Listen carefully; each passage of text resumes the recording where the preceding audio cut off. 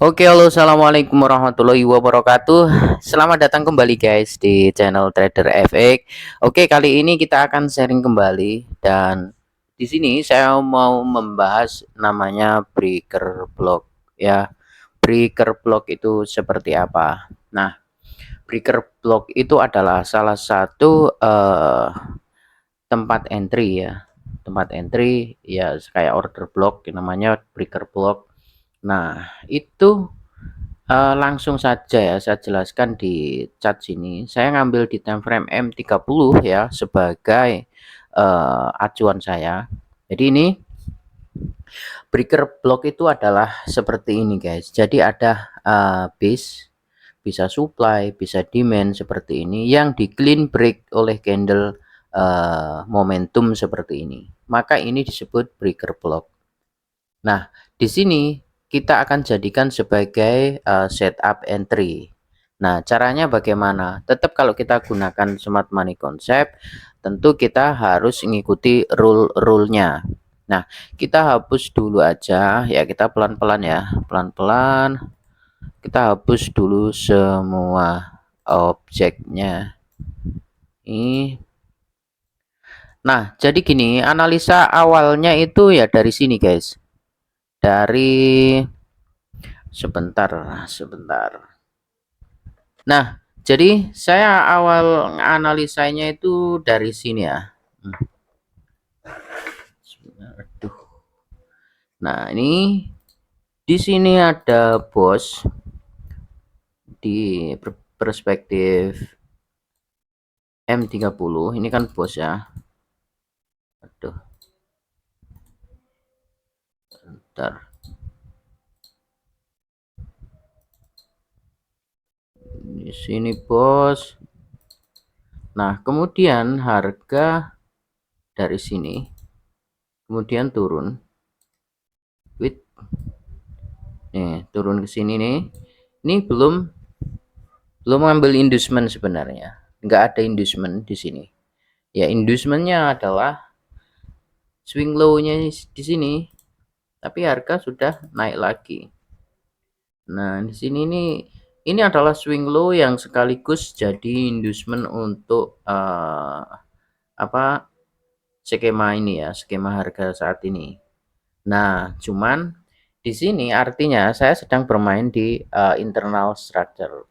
Harusnya sih kalau kita mau ambil trade secara ideal secara smart money concept, tentu ya kita akan tunggu harga itu nge-sweep swing low valid ini atau dia break. Kalau break berarti menjadi change of character, berarti arahnya menjadi turun. Jadi bos di sini batal untuk melanjutkan perintah naik gitu. Nah, cuman kalau kita lihat, kita perhatikan di sini nih harga turun, kemudian naik, kemudian turun, kemudian naik. Di sini nih kalau kita perbesar, sebentar, mungkin sedikit sudah ngambil high nya candle ini ya. Ini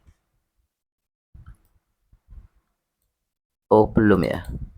Oh sudah, ini sudah. Sebentar.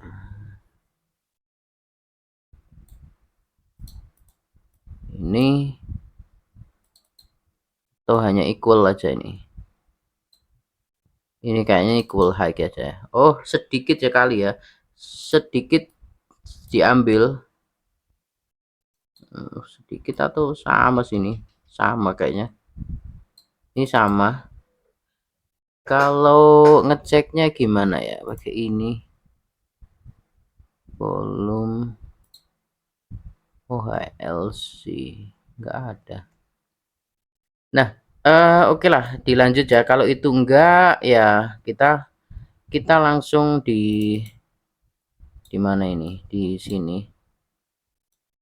Di mana? Nah, eh ketika harga bermain-main di sini, ya kan? Bermain di sini.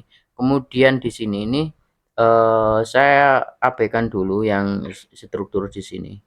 Nah, yang di sini nih. Ini kenapa saya ambil? Cukup di sini ketika harga ini naik, kemudian sempat harga tertinggi di candle hijau ini kemudian ditransfer ke candle merah ini, berarti kalau sudah high-nya diambil alih oleh candle merah ini, low-nya juga di candle merah ini dong, kan di sini. Nah, ternyata low-nya itu berhasil diambil oleh candle hijau ini. Oke, dari skema ini, maka di sini ini sudah terjadi yang namanya pullback valid. Oke. Setelah terjadi pullback valid, harga kemudian naik. Nah, jadi sekarang high-nya itu bukan di sini lagi, tapi ditransfer ke sini. Setelah mempunyai high di sini, ternyata harga turun melebihi low di sini. Maka ini adalah inducement untuk internal structure ini. Ya kan? Ini adalah inducement. Nah, ini inducement. Oh, shit. Nah, ini adalah inducement. Jika inducement sudah diambil, maka ini adalah valid swing low. Karena apa? Karena ini adalah valid swing high yang mampu di break. Bos, di sini bos. Oke. Ini swing high, ini swing low, valid. Kemudian harga naik. Di sini juga terjadi lagi. Nah, ini di sini terjadi lagi. Di sini ada swing bukan inducement yang di sweep di sini. Jadi, secara tidak langsung ini juga bos. Ini adalah structure market internal ya, internal structure market bos. Nah, berarti kalau itu bos, ini adalah swing low valid secara structure market. Nah, dari sini ini adalah swing valid ya kan, swing valid, dan sekarang high ini pun sudah confirm menjadi high valid. Oke, dan ini adalah confirm menjadi high valid. Kenapa? Karena dari high ini sudah turun mampu mengambil inducement di sebelah kirinya ini. Di sini ada inducement. Nah, ini inducement dan bahkan mampu nge-sweep swing ini. Nah, kita perhatikan di sini ya sekarang. Di swing low yang ini. Swing low yang ini tidak ada satupun candle yang mampu break clean di bawahnya ini. Ingat di sini ini break, ini hanya shadow, dan shadow low shadow ini pun di break dengan shadow. Shadow ini di break lagi dengan shadow dan begitu seterusnya. Sehingga ya kan, ini bukan break tapi ini hanya sweep. Ingat syarat break itu harus ada break candle. Loh, kalau kita hitung dari sini, ini kan close-nya sudah di bawahnya ini. Iya kalau dihitung dari sini. Tapi ingat, ketika low di sini, swing low-nya di sini, dan di sweep oleh candle ini, maka tugas candle berikutnya untuk menjadikan break, maka bukan ini lagi yang jadi acuan, tapi adalah shadow-nya ini. Nah, ketika di sweep sama yang ini, maka nanti bukan ini, tapi ditransfer jadi ini yang jadi acuan yang harus di break, di close break bawahnya candle ya. Candlenya harus break di bawah ini, begitu. Selama yang turun itu close-nya itu hanya shadow, maka itu belum dikatakan break sampai sini pun. Nah, oke, ini hanya sweep. Nah, sweep di sini dia hanya mengambil order di breaker block ini. Oke. Nah, ini adalah breaker block. Oke, jadi breaker block itu adalah supply atau demand atau order block yang di break oleh satu candle dengan move yang lumayan seperti ini, yang ada imbelnya seperti ini. Ini namanya clean break. Maka ini disebut dengan breaker block. Kalau ketemu seperti ini ya kita bisa gunakan untuk entry ya, tunggu konfirmasi boleh atau langsung open posisi boleh, selama kita sudah tahu nih struktur marketnya searah apa enggak gitu. Nah, ketika dapat seperti ini terus kemudian kita langsung entry misalkan tanpa menunggu konfirmasi, ya stop lossnya pasang di bawahnya breaker block gitu. Oke, nah di sini ini juga ada breaker block. Ini juga breaker block.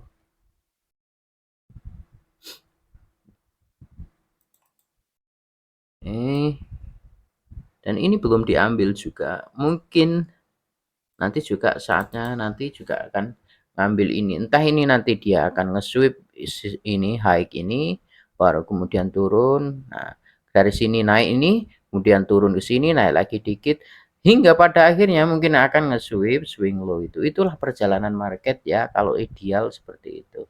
Cuman yang jadi masalah, market itu bergerak enggak selalu ideal. Makanya kalau selalu ideal sesuai dengan konsep yang kita punya ya sudah kaya raya kita, nggak akan pernah kejebak loss. Kan gitu. Nah, jadi intinya trading itu, nah, yang pertama memang kalau smart money konsep itu kita harus pahami yang namanya struktur market, baik itu internal structure ya atau eksternal. Jadi ketika kita paham external structure, kemudian kita paham internal structure, kita tinggal tunggu, kita tinggal apa namanya, mau trading di mana gitu. Apakah pasti profit? Ya enggak juga ya, sebenarnya enggak juga. Cuman dari situ kita akan tahu kelebihan dan kekurangannya. Artinya nanti ketika kita trade di sini kita sudah tahu nih batasan resikonya, gitu loh. Oke, jadi pembahasan kali ini di breaker block ini, jadi breaker block itu baik mau yang sell maupun yang buy itu ya supply demand yang di break secara clean break. Nah, gitu guys. Tahu yang sell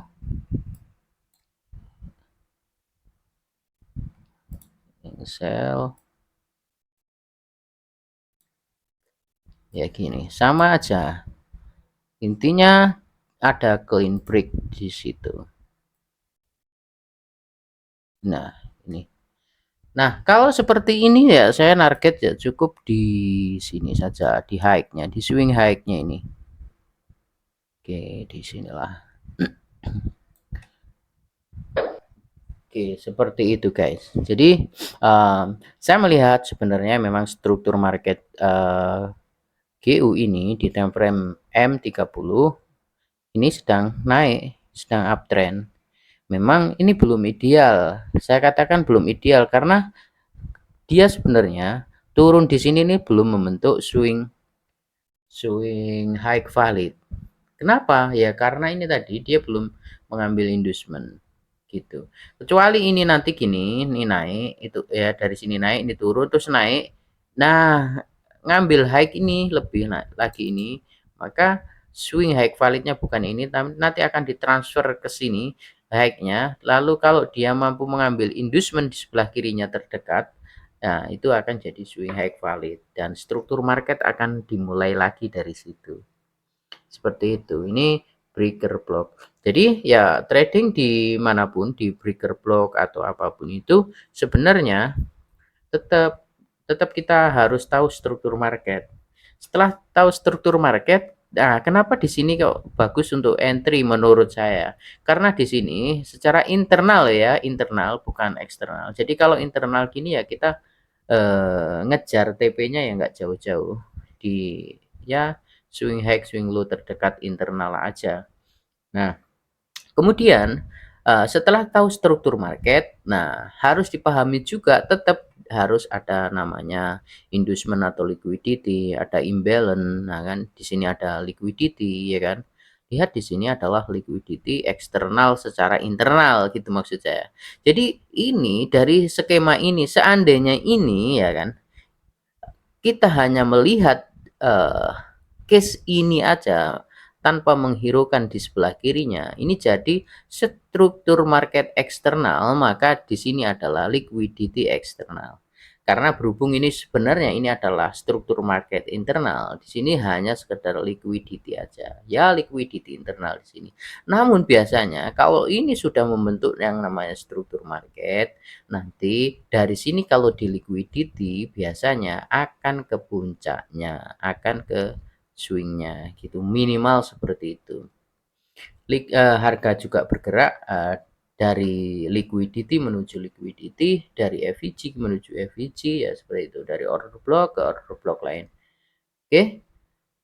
Oke guys, kurang lebih seperti itu. Semoga bisa dipahami, sharing kita kali ini. Saya akhiri, wassalamualaikum warahmatullahi wabarakatuh.